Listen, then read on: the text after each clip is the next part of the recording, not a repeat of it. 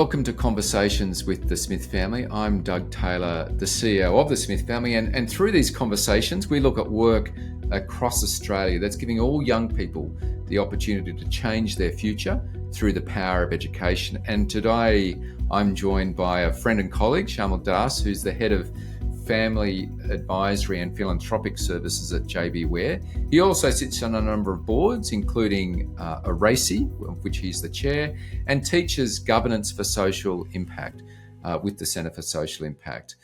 So we've got many shared interests, and I've been really looking forward to this conversation today. So welcome, Shamal. We've talked a little bit about your background. And one of the questions we like to ask in these conversations is, what's your most memorable education moment? There are a couple of things that really just stood out to me is my dad taught for a little time when he was really young. And my grandfather was a principal of a school in Fiji. So those education elements are really strong in my family on one side, and it was really strong on my other side because, growing up in a very large, poor family, my mother only got to go to year 8. So she really valued education because she never had it. And so, but the things that stood out to me is I remember my dad very early in high school just giving me Lord of the Flies and saying, have a read of this. Let me know what you think. It wasn't like pointed on me, it's just like, have a read and let's talk about it. I'd like to see what you think about it, right? Which is really interesting. So it wasn't like a chore. It was like, what's this about? And although I've come from sort of a certain sort of background, I've had a lot of privilege in my life in terms of getting access to people. And, Professor Cash Rangan from Harvard Business School Social Enterprise Initiative. And, just watching him work was really the most educative thing that I've ever seen. And what I've learned just being around him and watching him work over many years, and which has sort of reframed how I go about how I practice, is that when you're younger, it's like knowing things and telling people how to do things and, probably having them know that things is really important. It's sort of in an ego sense, but, watching him work and being as smart as he is, as experienced as he is, it's sort of what I realize is helping people ask the right question and then guiding them towards the answer is the best way to educate them. Telling them answers really doesn't really help that much, or them knowing how much is irrelevant. But, really the thing, it's just asking the right question is really the thing I think education should be based on, not the answer. And that's sort of the one thing that sort of sits with me a lot. Yeah. Wow. There's so much in that, Shamal. I mean, the whole kind of notion of leading with questions, educating with questions is so incredibly empowering and kind of listening, isn't it? I mean, the best educators are often the best listeners, not the best speakers, because they tap into the students' interests. Well, that's it. If you're not giving them the space and then hearing them and then starting where they are and then moving from there, then they're not going to, you have to meet them where they are, I guess. You can't educate them if you don't know the starting point, right? Yeah, great points. And look, I've seen you do this in practice in the Governance for Social Impact program. So I can attest to your capability in doing that. It's not just all talk. Yeah, thank you. High praise. You do it very well. And I loved where you started in terms of the role of parents and family in education. It's not just in the classroom, and that's why the Smith family really focus on parent engagement. And the level of parent engagement is often the biggest predictor of educational success and outcomes. So it's clearly been, a part of your story, Shamal. So thanks for that. There's so much in those insights. So kind of fast forward now to your work in leading philanthropic services at JBWere. Tell us, how did you become interested in philanthropy and kind of what keeps you engaged in that over time? Well, how I got in there, the real answer is accidentally. So it wasn't like I wasn't sitting there. First of all, philanthropy is really interesting, right? Because the word itself is quite, can be perceived as elite and quite exclusionary, right? So in my, I'm from an Indian background and the word doesn't really, it's, you live the practices of it, but it's not a word that we utilize at all. And even concepts of charity and philanthropy aren't really the thing. It's very family and community orientated, and those actions just happen in that context. So we don't call it out as something quite special. It's just kind of what you're meant to do. So it was basically when I started at Perpetual in my first phase of my career, it just sort of ended up in the private wealth business.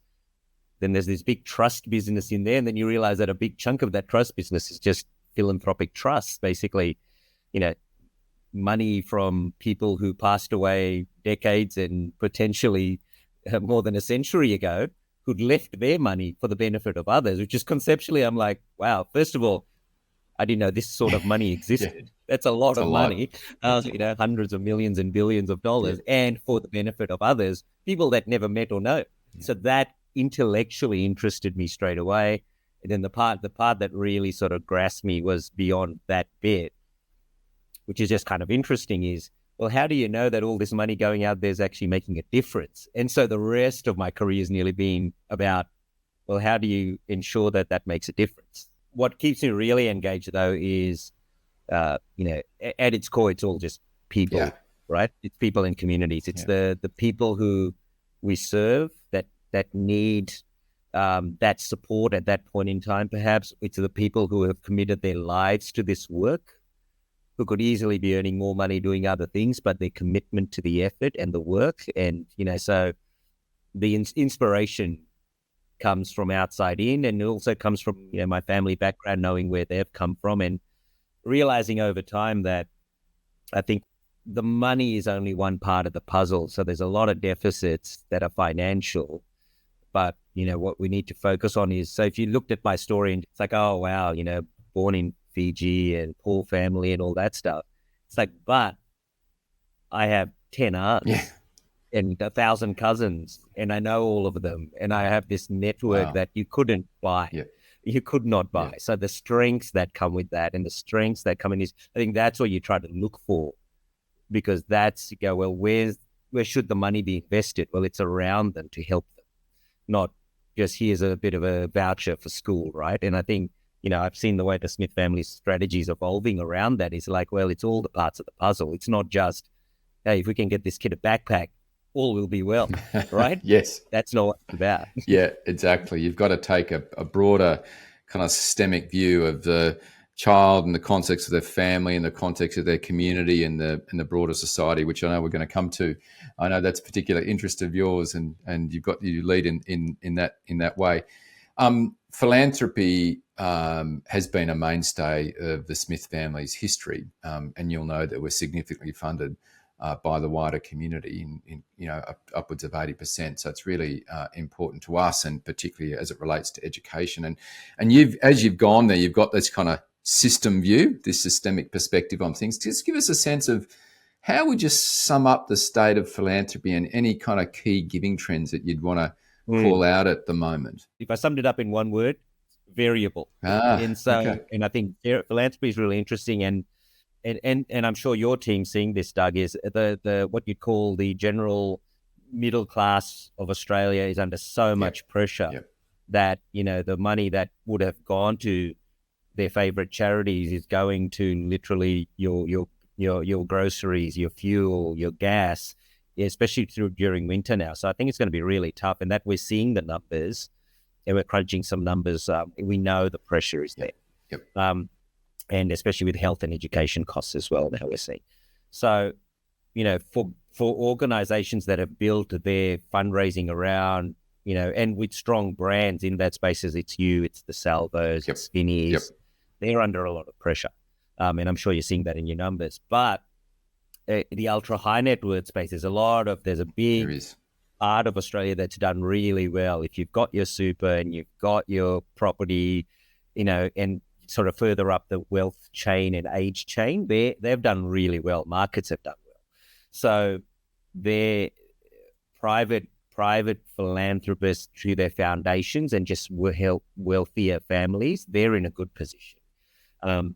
Interestingly, and they are very much, more interested in, what you'd call the preventative work, the investment in research, the education, sort of long-term levers. So that bodes well for certain parts of the sector. And corporate giving and corporates have had a really good run post-COVID. So they're strong. And interestingly, their move from just giving into partnerships means they're in some very long-term partnerships. So they're holding up. And we expect that they will hold up pretty well through the period. And I think the bequest, what they're showing is that's the sleeping giant. Yes. Literally, to basically cut to the chase, we give more in our wills than we do while we're living. So we're hitting like 1% level, like literally 1%. And if you get that 1% to 4 or 5, that's billions of dollars unlocked for the sector. And so that is the part we're focused on now, is just putting that on the agenda and making it easier and quicker to do, because we have an aging population. A lot of the assets are tied up in structures. So that moment is kind of the only moment you're going to get access to that. Because as you know, someone can't give you 10% of their house, right, Doug, at the Smith family? Yep. There needs to be a moment where that flow can happen. Australians especially generally quite asset rich, and the cash flow might be a bit light on. And so that's what we're focused on now. But mass market is really under pressure. So trying to get more out of them, I think, is in essence inappropriate at this point of the cycle. People have to look after their families. Absolutely. Yeah, that rings true. It's and the word variable is correct, isn't it? I often find that when I'm fundraising and encouraging people to give, it's not a simple message in terms of people being in different places in terms of their capacity to give. So you've got to be quite nuanced in how you communicate that. So it's in this context, and you've painted that picture very well, Shamal, but it's in this context that the Commonwealth is providing some leadership and saying they want to double philanthropy, which is terrific. It's great to have that vision and support. It's ambitious, particularly at the current point of the kind of the economic cycle. But what do you think is really going to make that difference? It's going to get us there. You've given us some clues, but what would you really focus on to get us there? Look, we are actually big fans of John McLeod, who's in my team. We talk about this obviously every day. He writes a lot of our research, and we would love to see a sector-wide, you guys are doing a lot of great work on the pay what it takes stuff and the reframe overheads. I think that's important. So there's a bit of making the case for this is good investment. So I think that's really important, and giving people confidence that the money will make a difference. So there's one part of, getting rid of that barrier, which you're working on. But I would say a national, we are really big on a national campaign, as has been done in places like Canada. Just put it on the agenda. Like, a lot of people just are not engaged around it at all. We are an under-advised nation generally, and so one national campaign to put giving more generally, bequest, the need on the agenda, because as you would know, unless a lot of the time you're educating your funders about, well, this is the problem, this is why it's needed, right? They don't naturally just know that. No one knows that in their general, they're busy working and living. So that, and then raising awareness and normalizing giving culturally, I think, is what we want to do. And so the normalization of, well, you give like this, you give your time when you don't have money, you give your money when you can give money, and you also include charities in your wills. That's just what you should do. That's the standard for your starting point. You should be asking your lawyer rather than them asking you. Which leads into the second point is, I think the professionals who surround families need to really just educate themselves or be educated at a high level. Lawyers, financial planners, investment advisors, accountants, the media, you've seen the lack of nuance in some of those discussions out there, and you're like, you need to be better to help your clients and to help those who need your help, because it's not their job to ask you, it's your job to introduce the idea to them. Yeah, great points. You're right, Shamal. There are some very obvious levers that we can draw on to get us there, but unless we wrap it up in that kind of cultural change and changing norms and how we think about giving, in our culture, it won't stick. It won't be sustainable. And obviously, we look at the numbers. The number of Australians that are giving is reducing, even though we've got a higher average gift. Similarly with volunteering, that's also decreasing as a participation still rate. Not back to 2018 rates, I think. We're still. Yeah, that's right. Even pre-COVID, it was sliding. So there's some cultural changes that are really critical in this picture. So I think that's the right way to package it. You wear a few hats, Shamal, in your busy life, and as chair of ARACY, the Australian Research Alliance for Children and Youth, they've been heavily involved in the investment dialogue for Australian children and provided great leadership. Can you just tell me personally, what's kind of most inspiring you or getting you really excited about that really important work at the moment, and what are the possibilities of the future from that? This is a generational moment. If you think about government and philanthropy actually knowing that we all need to be doing better and coming together and saying, look, we need to, we both deeply want to disrupt the intergenerational disadvantage for these children. We're all committed to that as a country.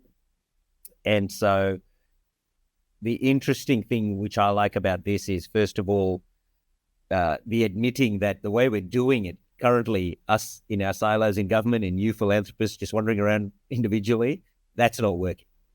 And second, we need to fundamentally ground this in the community itself. So one thing you'd know from your work is generally families and communities know what's right for their children, right? That's the starting point. They're not disadvantaged or getting poor outcomes because the people around them don't know what to do. They generally know what to do. It's except no one is funding the thing they're asking for, or making it so hard to access that sort of funding that they don't even know how to navigate it. So what we're trying to do is, we're trying to really anchor it. We've created a First Nations Leadership Council and a Community Leadership Council, and they're going to sort of help us in essence, those, evolve the strategy of it, but also design the processes of engagement and consultation so we actually hear what do those communities want. Because I'm sitting here in a building in Sydney, right? I can't understand, even though I grew up in Liverpool, what the kids and families in Liverpool need today right now is different to when I grew up. And so we need to hear that. And so we need to understand where the places are that we're going to work and what that looks like, and necessarily challenge our own ideas about what we think works, what might work, and then, be open to building different types of measurement, different types of governance, different types of support to actually try and make a difference. And, there's a lot of talk about kind of how different sectors need to come together. And there's not that many examples of how to do it at a really systemic level. And it's great that, you and the team have been really leaning into this. It's very exciting. And as you know, that's, even though it's about, government and philanthropy, that's the funding bit, but they don't, they're not the doers, right? All the nonprofits and the businesses that live in that community are actually going to create employment and jobs and this and that and all that's the infrastructure. It's about, this is just the leverage point. So finding the bits where government should be doing stuff and philanthropy should be doing stuff to make it a more coherent and functioning system. Yeah. In that community. Absolutely. Yeah. No, it's fantastic. Hey, so kind of rounding out, and with great example there of kind of taking a systemic view, a holistic view on a challenge. And I mentioned before, the great leadership that you've done for a number of years in thinking about governance for social impact with the Centre for Social Impact. Really terrific. And I've had the great opportunity to participate in that more recently as well. And it's great program.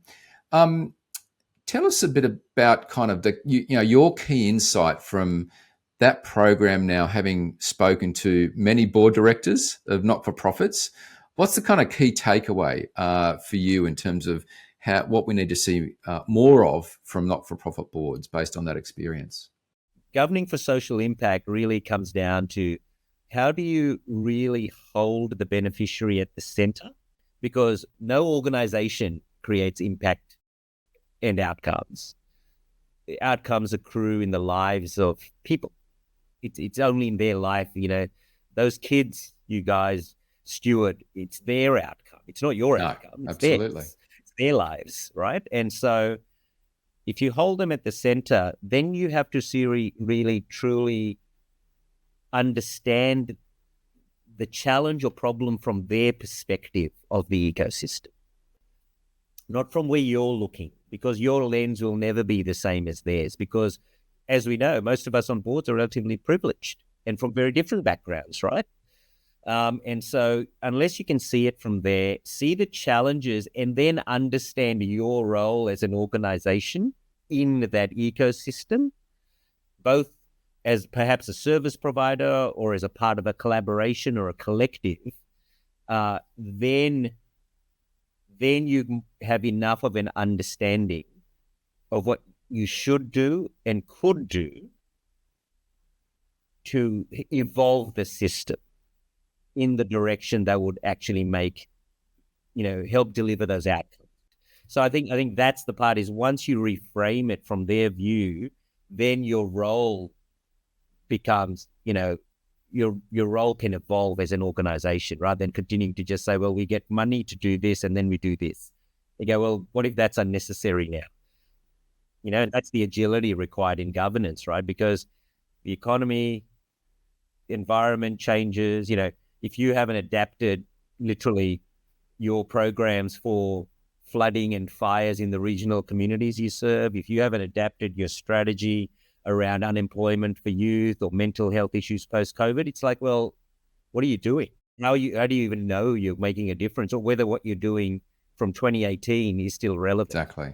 Yeah. That's where I think the board's role needs to go, is continually holding yourself, the organization. What I say is the fundamental thing is we try to give the board tools to hold the organization to account to the beneficiary, because it's the beneficiary who we're there to serve. Absolutely. That's beautifully articulated, Shamal. And I've seen it. When people get that, there's kind of light bulbs go on and realize, oh, this is fundamentally different to how we govern in business and how we govern, from maybe a public sector perspective. It's a different way of thinking, but quite transformational in nudging us ultimately towards a beneficiary and their own experience and thinking about them holistically.